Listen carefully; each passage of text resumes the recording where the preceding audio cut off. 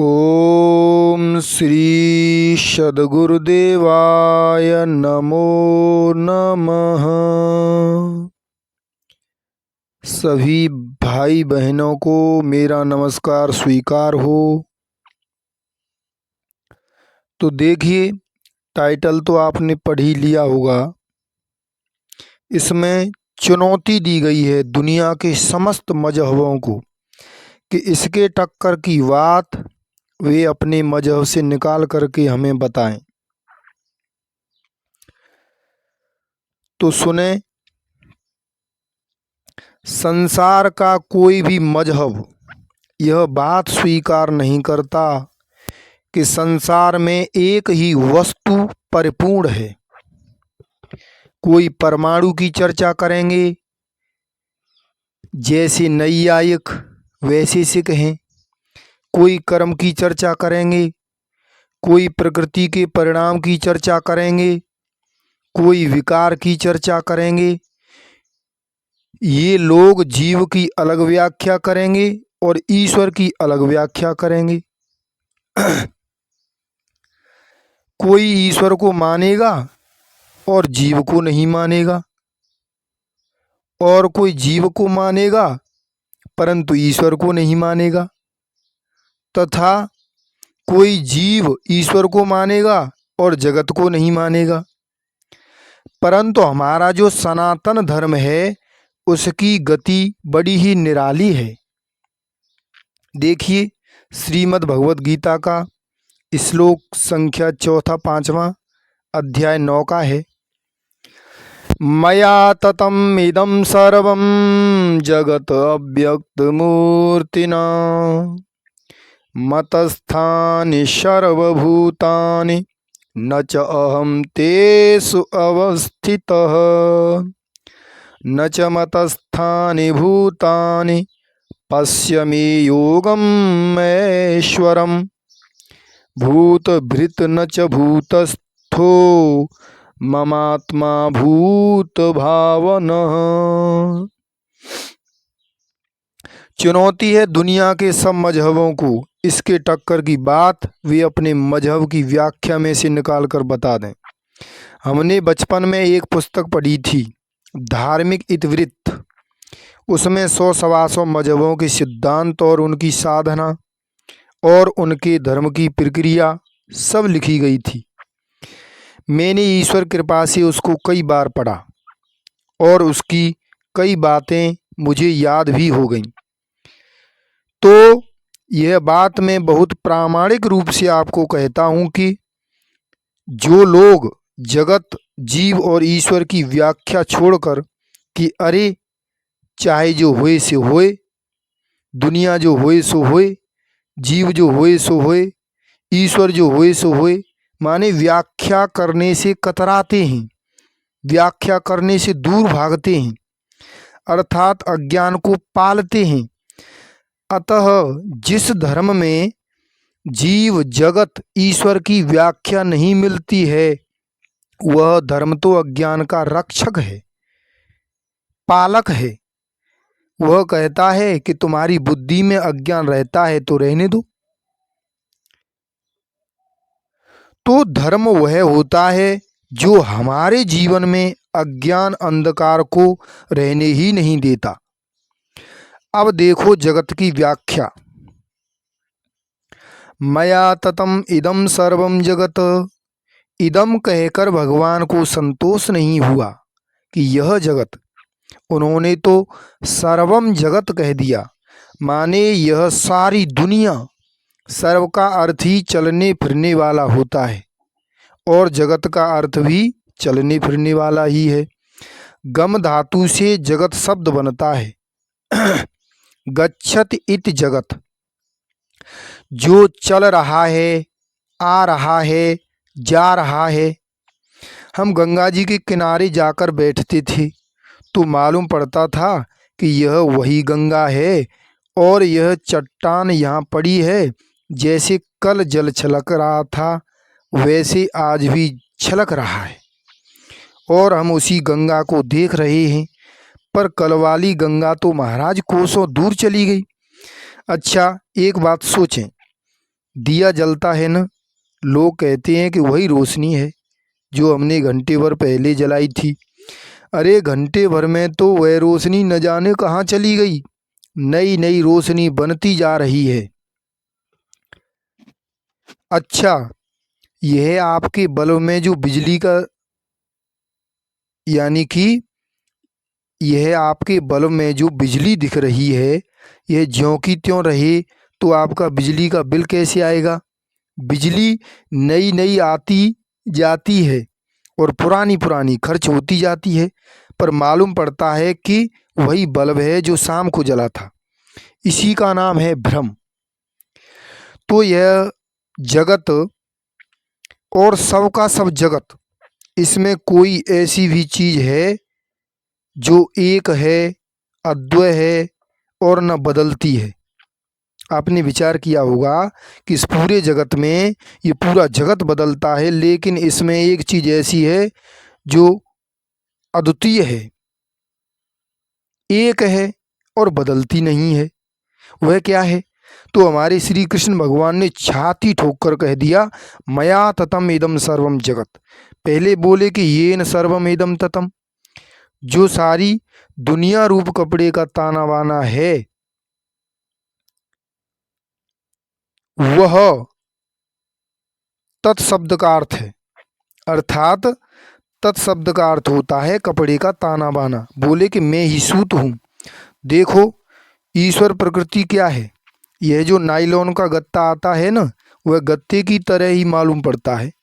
फिर उसको गला देते हैं तो जैसे कारण प्रकृति में परिणाम हो गया, और फिर उससे अलग अलग सूत बन गए तो सूत्रात्मा हो गया, और फिर उससे जब कपड़ा बनाया गया तो वह पंचभूतात्मक हो गया। जो सूत था वही कपड़ा हुआ, और जो रस था वही सूत हुआ, और जो गत्ता था वही रस हुआ। तो यह जो सृष्टि दिखाई पड़ रही है, इसमें मूल मैटर क्या है? मिट्टी क्या है? तो छाती ठोककर हमारे पार्थ सारथी जो तोत्र वेत्र एक पाणी हैं, घोड़े की बागडोर और चाबुक जिनकी पकड़ में है, ये घोड़े बहक न जाएं, कुमार्ग में न जाएं, और जाएं तो उनको दंड देने का सामर्थ्य भी है, ऐसे वे तत्व का उपदेश कर रहे हैं। वह अर्जुन के रथ पर बैठा हुआ पार्थ सारथी कहाँ अपने मैं को रखकर बोल रहा है, आप उसको पकड़िए। अपने मैं को कहाँ अनुभव करता हुआ बोल रहा है, मया ततम इदम सर्वम जगत अव्यक्त मूर्तिना। अब अर्जुन बोले कि महाराज प्रकृति है। अरे फालतू प्रकृति प्रकृति बोलते हो, प्रकृति तो हमारी मूर्ति है।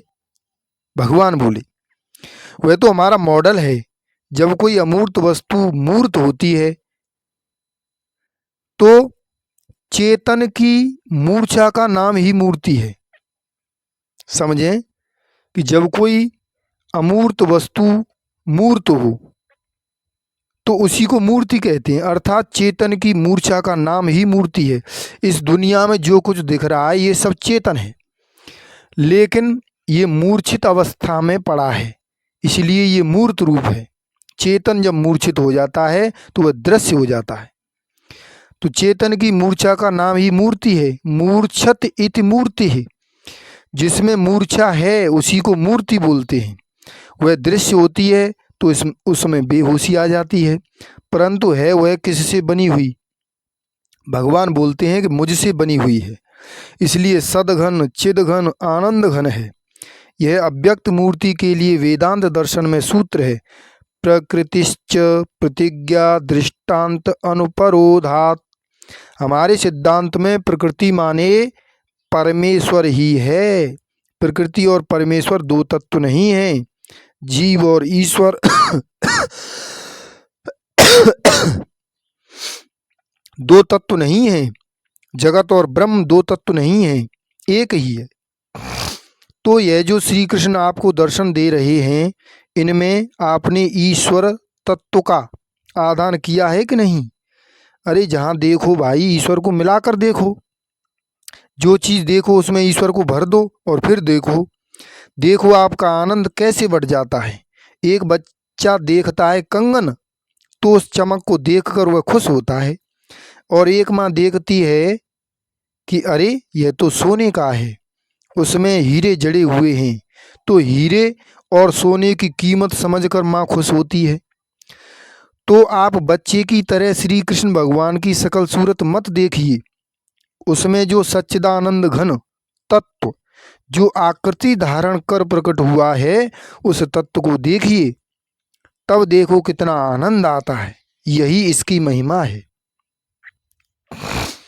देखो, हम आपकी समझ में ईश्वरता को भरना चाहते हैं, यह बात आप नहीं भूलना। आप गा लें और मज़ा आ जाए, वह दूसरी बात है। आप सुन लें और मज़ा आ जाए, यह दूसरी चीज़ है। और ऐसी कला हमको आती नहीं कि आपको गा बजाकर खुश कर सकें। हमारा विभाग ही केवल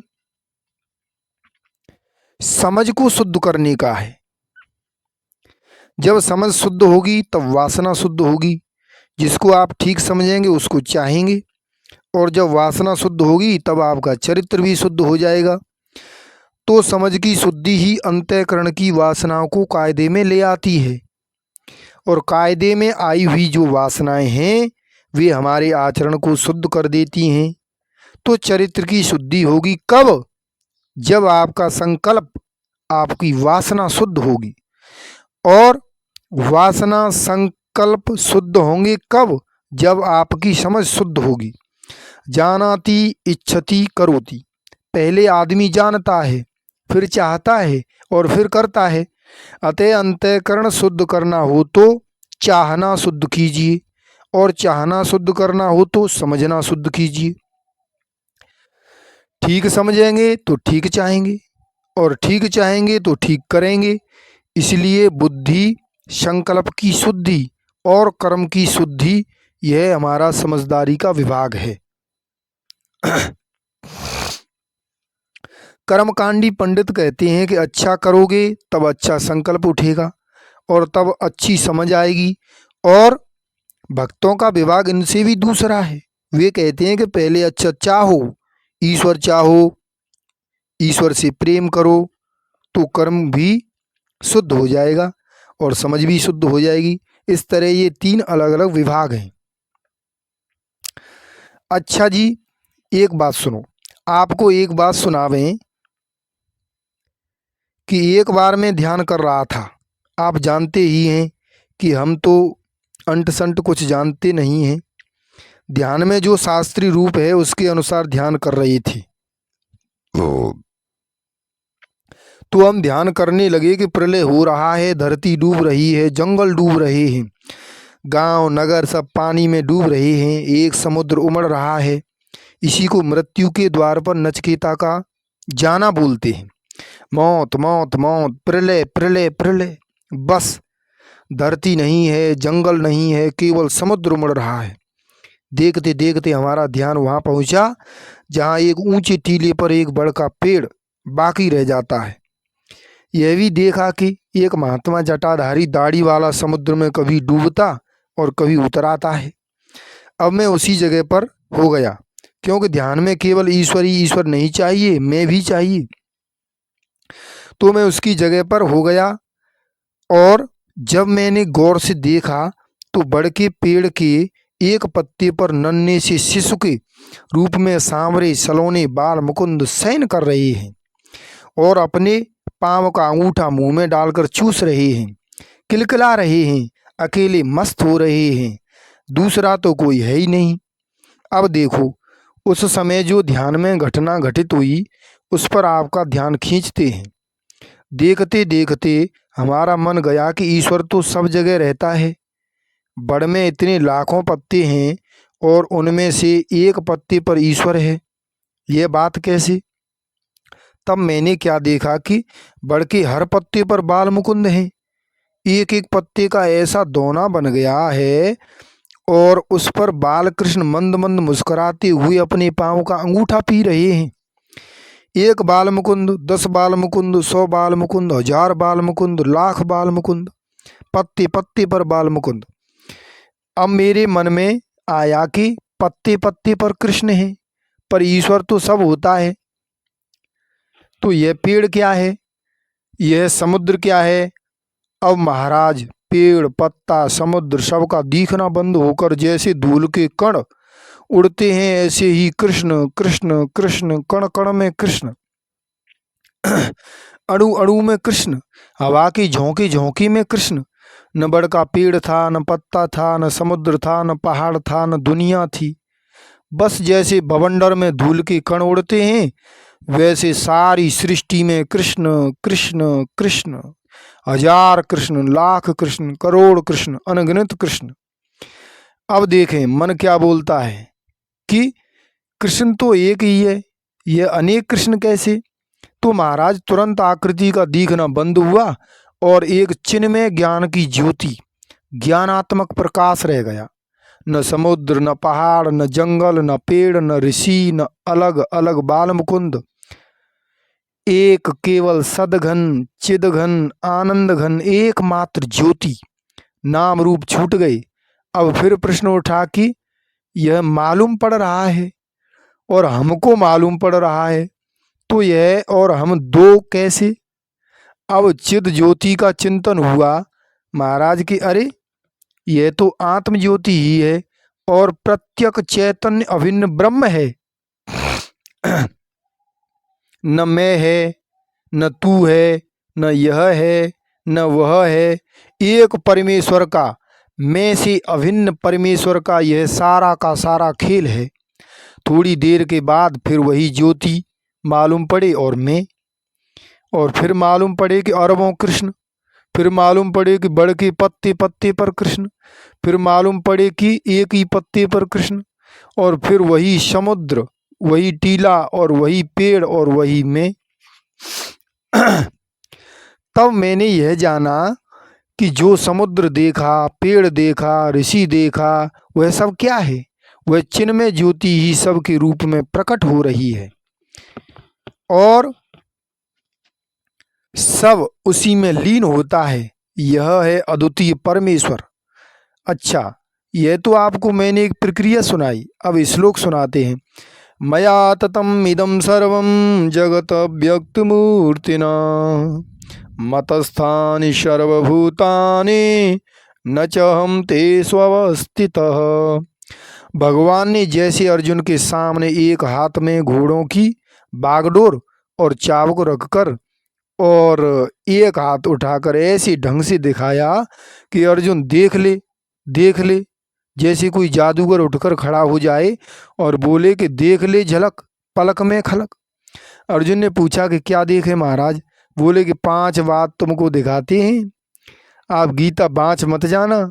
उसकी खेल देखते हुए, उसमें जो जादू का खेल भरा हुआ है उसको देखते हुए उसका पाठ करना। पूर्व पश्य, सबसे पहले देखो, पहला खेल है पश्य, यानी कि सबसे पहले देखो। क्या देखें? बोले मया ततम इदम सर्वम जगत व्यक्त मूर्तिना। अर्जुन, जैसे सूत ही कपड़ा हुआ है, कपड़े में सूत के सिवाय और कुछ नहीं होता। कपड़े में मोर दिखता है, औरत दिखती है, मर्द दिखता है, गाय दिखती है, लेकिन है सबका सब सूत ही। तो भगवान बोलते हैं कि देख ले बेटा, मया ततम इदम सर्वम जगत, यह सारी जो चलने फिरने वाली, गाने नाचने वाली, हंसने वाली, खेलने वाली, सोचने वाली जो दुनिया दिख रही है, यह मैं हूँ। मैं, मुझसे ही सब है। मैं सूत हूँ और ये दुनिया का कपड़ा बना हुआ हूँ। इदम जगत, यह पहला खेल है। अर्जुन ने कहा कि महाराज मैंने सुना है, पढ़ा है कि प्रकृति यह सारा खेल बनाती है। तो भगवान ने कहा कि भाई तुमने ठीक सुना होगा, पर यह प्रकृति किससे बनती है यह तुमको मालूम है क्या? अव्यक्त मूर्तना अव्यक्तम मूर्ति यस्य स अव्यक्तम मूर्ति अहम तेन माया। असल में अव्यक्त मूर्ति भी मेरा ही एक खेल है। मैं ही प्रकृति के रूप में मूर्त होकर इस सारी सृष्टि में भरे बैठा हूँ। मेरे सिवा सृष्टि में न स्त्री है, न पुरुष है, न यह है, न वह है। भेड़ भी वही, गाय भी वही, बकरी भी वही, शेर भी वही, चिड़िया भी वही, चमगादड़ भी वही। देख ले यह मेरा तमाशा, मुझ में यह दुनिया दिख रही है, मुझसे यह दुनिया दिख रही है। अच्छा अब दूसरा खेल देख। मतस्थान सर्वभूतानि न चहम तेषु अवस्थितः न च मतस्थानि भूतानि पश्य मे योगमेश्वरम। पश्य पश्य अवलोकय अवलोकय, देखो देखो। क्या देखे महाराज? यह देखो जादू का खेल। तुमको क्या मालूम पड़ता है? हमको यह मालूम पड़ता है कि सारी दुनिया आप में है महाराज। अर्जुन बोले ठीक है, तुमको यह मालूम पड़ता है कि मैं आकाश हूँ और मुझ में वायु डोल रही है, मुझ में सूर्य चंद्रमा चल रहे हैं, मुझ में आग प्रज्वलित हो रही है, मुझ में समुद्र उमड़ रहे हैं, मुझ में धरती दौड़ रही है। ऐसा तुमको मालूम पड़ता है ना? हाँ महाराज, मालूम पड़ता है। हाँ हाँ, तुमको ऐसा मालूम पड़ता है। मतस्थान सर्वभूतानि तपस्य। अच्छा देखता हूँ महाराज। अब अर्जुन फिर देखते हैं कि आप में सब हैं। बोले कि मेरे प्यारे सखा, मेरे प्यारे मित्र सावधान। सूत से कपड़ा बनता है तो कपड़े में सूत रहता है, लेकिन यह दुनिया तो ऐसी बनी है और ऐसी मुझ में दिख रही है। देख लो, न चम तेज अवस्थित तपस्य जगत अव्यक्त मूर्तिना, पहला खेल है। और मतस्थानी भूतानी, यह दूसरा खेल है। तथा न चम तेज अवस्थित, यह तीसरा खेल है। बोले कि सांप कहाँ दिख रहा है? रस्सी में। हाँ ठीक है जी, आपको रस्सी में सांप दिख रहा है, लेकिन रस्सी कह रही है कि मैंने तो सांप देखा ही नहीं, मैं सांप में नहीं हूँ। तुमको सांप सच्चा दिख रहा है और वह सांप दिख रहा है मुझ में, और मैं देख रहा हूँ कि मुझ में सांप वाप कुछ नहीं है, मैं सांप में नहीं हूँ। ऐसा कैसे हो सकता है कि सारी सृष्टि तुम में हो और तुम उसमें नहीं हो? आकाश में कोई भी चीज रहती है तो आकाश उसमें व्यापक रहता है। तुम में जब कोई चीज है तो तुम उसमें व्यापक रहोगे। भगवान बोले कि नहीं, व्याप्य व्यापक भाव भी नहीं है। ऐसा क्यों? बोले कि अब चौथा जादू का खेल देख। न चमत स्थान भूतान, सच पूछो तो मुझ में दूसरी कोई वस्तु है ही नहीं, तो मैं किस में व्यापक होऊंगा? अरे भाई, हरिण को सूर्य की किरणों में जल दिखता है क्योंकि उसको सूर्य की किरणों का ज्ञान है, तो उसको भ्रम होता है कि इसमें जल है।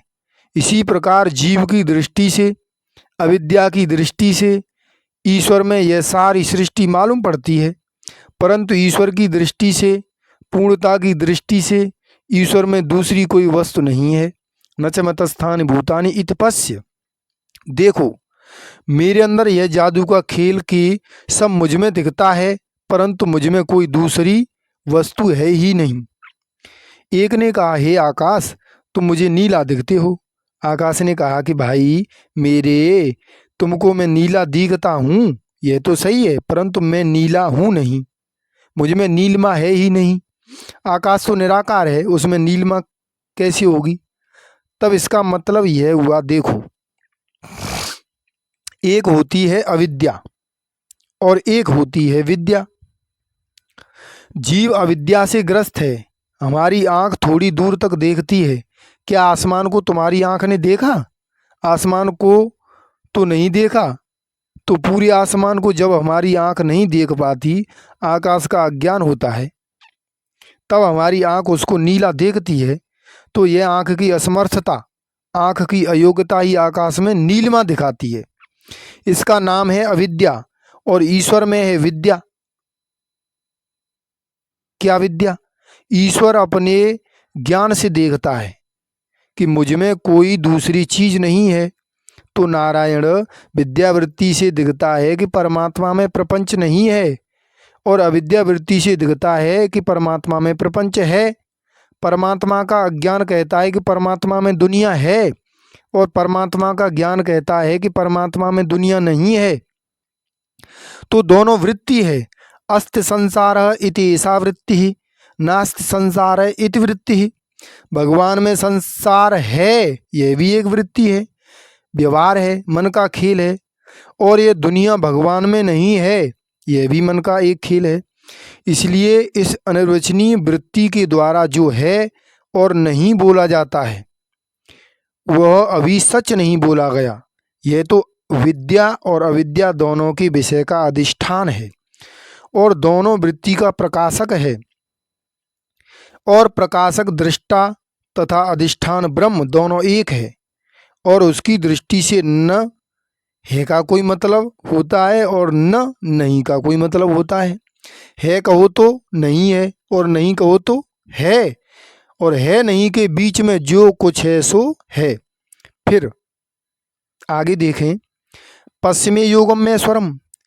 पश्य ही वेदांत की एक ऐसी ग्रंथि है जो अपने आप पढ़ने वाले या व्याख्यान सुनने वालों की समझ में नहीं आती। यह वेदांत की ग्रंथि क्या है?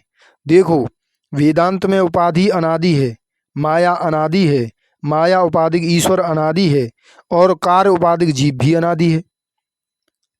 ओम। और ईश्वर जीव का संबंध भी अनादि है, तथा जगत अनादि है, और शुद्ध ब्रह्म वह ब्रह्म भी अनादि है। अरे वेदांतियों, जब तुम्हारे यहाँ 6 अनादि हैं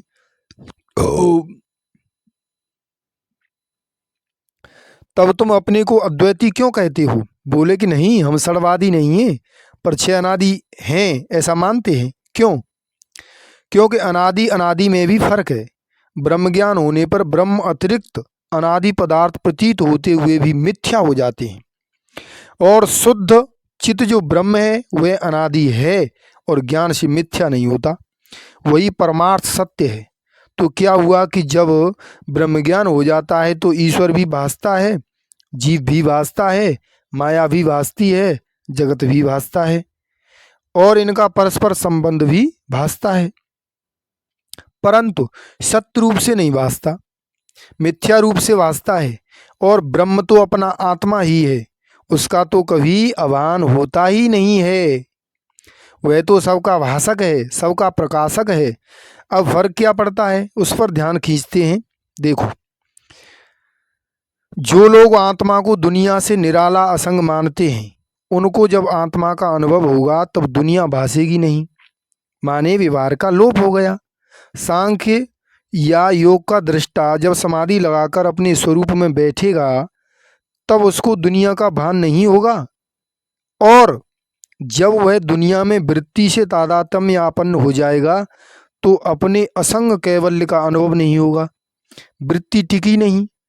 तो वेदांत न तो यह कहता है कि ज्ञान हो जाने के बाद संन्यास ही जरूरी है, और न यह कहता है कि समाधि ही जरूरी है, न यह कहता है कि वैकुंठ जाना ही जरूरी है, न यह कहता है कि पहाड़ में जाना जरूरी है। वह कहता है कि बाबा, यह माया तो नित्य उपाधि है किंतु मिथ्या है, और इस उपाधि से ईश्वर भी नित्य है, इसका कार्य भी नित्य है, और कार्य की उपाधि से जीव भी नित्य है, इसका संबंध भी नित्य है। नित्यता दूसरी चीज है और अबाधित सत्य होना दूसरी चीज है। मैं दावे के साथ यह बात कहता हूं कि अपने आप वेदांत की किताब पढ़ने वालों को यह बात समझ में नहीं आवेगी। यह बिल्कुल सद्गुरु की लीला है। इसका अर्थ हुआ कि भक्त को जो वैकुंठ का भान होता है सो भी ठीक है, और योगी को जो समाधि का भान होता है सो भी ठीक है, और संसारी को जो प्राकृत प्रपंच का भान होता है सो भी ठीक है, परंतु वे जो इनको सत्य मानते हैं यह अविद्या है। और जिसको अद्वैत का अनुभव हो गया है उसके सामने भी जगत भास जाए, चमक जाए तो क्या? अरे यह भी अपनी ही चमक है, अपनी ही दमक है, अपनी ही झलक है। यह सृष्टि तो आत्मा रूप हीरे की ही चिलक है। तो ठीक है, माया भी चिलक, छाया भी चिलक, जीव ईश्वर भी चिलक, और इनका संबंध भी चिलक। परम सत्य कौन है? वही प्रत्यक चैतन्य अभिन्न ब्रह्म तत्व परम सत्य है। तो आओ आपको ज्ञान दिखाते हैं। मया ततमिदं सर्वम जगत व्यक्त मूर्तिना, यह एक ज्ञान है, और मतस्थानी सर्वभूतानि यह 2 ज्ञान, और न च हम तेष अवस्थित 3 ज्ञान, और न च मतस्थानि भूतानि यह 4 ज्ञान। माने ज्ञान से ये 4 बातें जाहिर हुई कि एक ईश्वर ही जगत के रूप में प्रकट हुआ है। ईश्वर में सब है, ईश्वर में कोई दूसरा नहीं है, ईश्वर किसी में नहीं है, ईश्वर किसी में व्यापक नहीं है, क्योंकि ईश्वर ही है और ईश्वर में कुछ दूसरा नहीं है। क्योंकि ईश्वर के सिवाय दूसरा कुछ है ही नहीं। सारी सृष्टि ईश्वर का प्रकाश है और अज्ञानी की दृष्टि से सब ईश्वर में मालूम पड़ता है, परंतु ईश्वर की दृष्टि में ईश्वर के सिवाय कुछ नहीं है। यह तो हुआ ज्ञान। और विज्ञान क्या है? विज्ञान है पश्चिमे योगम में ईश्वरम। देखो, यह पकड़ने की चीज़ नहीं है, केवल देख देख कर आनंद लो। क्योंकि जो वृत्ति के साथ फंस गया वह भी आत्मा नहीं। जो हुकूमत करने लगा कि ऐसा हो ऐसा न हो, वह आत्मा नहीं। जो अपनी फौज संवारने में लग गया वह भी आत्मा नहीं। जो सिद्धि के चक्कर में फंस गया वह भी आत्मा नहीं। क्या होता है गुफा में भागने वाला सन्यासी? क्या होता है समाधि में बैठने वाला योगी? क्या होता है बैकुंठ में जाने वाला भक्त? यह तो तत्वज्ञानी ही ऐसा है जो सबका आनंद लेता हुआ भी संग से निराला है। क्योंकि वह जानता है कि आकाश की नीलिमा से हमारा कपड़ा रंगेगा नहीं, यह रस्सी का सांप हमको कभी काटेगा नहीं, और यह सीप की चांदी हमें कभी धनी नहीं बनाएगी। कोष क्या करेगा उसका, क्योंकि वह तो सीप की चांदी है। दुश्मन क्या करेगा उसका, क्योंकि वह तो रस्सी का सांप है।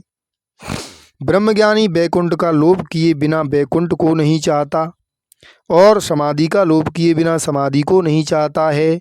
सिद्धि का लोभ किए बिना सिद्धि को नहीं चाहता है। वृत्ति का लोभ किए बिना वृत्ति को नहीं चाहता है, क्योंकि वह जानता है कि ये तो हमारी झूठी चिलक है जो अज्ञानी को दिखाई पड़ती है। यह चाहे ऐसे रहे कि कैसे रहे, वह तो छाती ठोक कर कह देगा माया ततम इदम सर्वम, मया ततम इदम सर्वम, अर्थात मुझसे यह संपूर्ण जगत बना हुआ है। यह सृष्टि क्या है इसकी व्याख्या भगोड़े लोग नहीं कर सकते। वेदांत दर्शन में सूत्र है प्रतिज्ञा दृष्टांत अनुपरोधात। प्रतिज्ञा है, वेद की प्रतिज्ञा क्या है कि एक के विज्ञान से सबका विज्ञान। यस्मिन् विज्ञाते सर्वम दृष्टम श्रुतम मतम विज्ञातम भवते। एक चीज ऐसी है कि उसको यदि जान लो तो सब कुछ जाना हुआ हो जाता है। अब हम आपसे पूछते हैं कि आप जिस ईश्वर को जानते या मानते हैं उसके विज्ञान से सबका विज्ञान हो जाता है कि नहीं?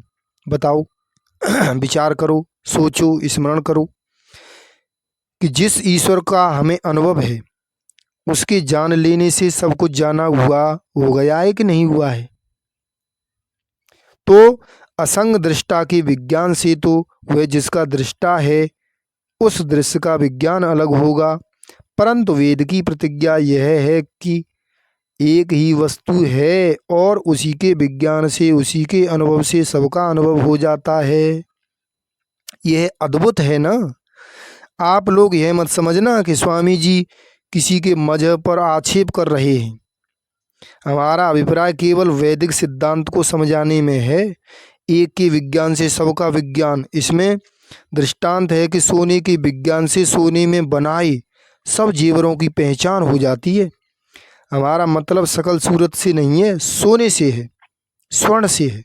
मिट्टी के विज्ञान से सबका विज्ञान, लोहे के विज्ञान से लोहे का विज्ञान। जैसे जितने भी लोहे के औजार बने हैं तो उन सब में एकमात्र एक लोहे को जान लो। औजारों को जानने की जरूरत नहीं है, केवल एकमात्र लोहे को जान लेने से सभी औजार जानने में आ जाएंगे कि सभी लोहा है। मिट्टी के बने बर्तनों में एकमात्र मिट्टी को जान लो तो जानने में आ जाएगा सब मिट्टी है। तो यदि यह सृष्टि ईश्वर से बनी हुई नहीं होती, जेवर में सोने की तरह, औजारों में लोहे की तरह और घड़े सकोरे आदि में मिट्टी की तरह, यदि संसार में ईश्वर न होता, ईश्वर ही सब बना हुआ न होता, तो एक के विज्ञान से सर्व की विज्ञान की प्रतिज्ञा पूरी नहीं होती, अर्थात अधूरी रह जाती। ये वेद की प्रतिज्ञा झूठी हो जाती। इसलिए तुम्हारे असंग से यह सृष्टि हुई है। तुम्हारा दृष्टा ही इस सारी सृष्टि का कारण है। दृष्टा ने अपनी आँख से यह दुनिया को बनाया है कि असंग ने अपनी असंगता से इस दुनिया को बनाया है। तो असल में सिद्धांत की व्याख्या होती तब है जब हम जन्माद्यस्यतः यतो वायमान भूतानि जायन्ते, जिससे सबकी उत्पत्ति हुई और स्थिति हो रही है, जिसमें सब हिलडोल रहे हैं और जिसमें सब जाकर समा जाते हैं, वह परमेश्वर कौन है इसकी व्याख्या करते हैं। तो यदि वही परमेश्वर श्री कृष्ण न हो तो श्री कृष्ण अलग अलग हो जाएगा, सृष्टि से विलग हो जाएगा। श्री कृष्ण का विज्ञान होने पर भी सर्व का विज्ञान नहीं होगा। इसलिए श्री कृष्ण का इस सृष्टि के साथ क्या संबंध है, यह व्याख्या करने की आवश्यकता होती है। यदि श्री कृष्ण परमेश्वर है तो इस सृष्टि के रूप में वही बना हुआ होना चाहिए, उसी ने यह रूप धारण किया है, नहीं तो वेद शास्त्र के विरुद्ध सिद्धांत चला जाएगा। भक्तों ने इस बात को बड़े बढ़िया ढंग से पकड़ा। आप वृंदावन को जानते हैं क्या? वहाँ का एक एक धूलिकण सच्चिदानंद घन है और लता सच्चिदानंद घन है, वृक्ष सच्चिदानंद घन है, वहाँ के पक्षी पशु सच्चिदानंद घन हैं, वहाँ की यमुना सच्चिदानंद घन है, वहाँ का पर्वत सच्चिदानंद घन है। देखो, जिसको संसार में जड़ बोलते हैं वह चेतन सच्चिदानंद घन ब्रह्म है, वही श्री कृष्ण हैं। वही श्री राधा रानी के चरण चिन्हों को अपने ऊपर धारण करने के लिए धरती बने हुए हैं। जरा इस सिद्धांत की ओर ध्यान दो, यह वेदांत की कितनी व्याख्या करता है। वे ही श्री राधा रानी को रिझाने के लिए मोर होकर नाचते हैं, वही कोयल होकर कुहू कुहू बोलते हैं, वही फूल के रूप में खिलते हैं, वही वृक्ष के रूप में फलते हैं। जरा आप देखो तो इसका अर्थ यह हुआ कि श्री कृष्ण सर्वात्मा हैं, वही गोपी हैं, वही ग्वाल हैं, वही भूमि हैं, वही लता हैं, वही वृक्ष हैं। अब श्री कृष्ण की व्याख्या पूरी हुई। तो देखिए, वीडियो पसंद आए तो लाइक करें और एक बार से समझ में नहीं आएगा कई बार सुने। इन्हीं शब्दों के साथ वाणी को विराम। ओम शांति शांति शांति। सच्चिदानंद भगवान की जय, सनातन धर्म की जय।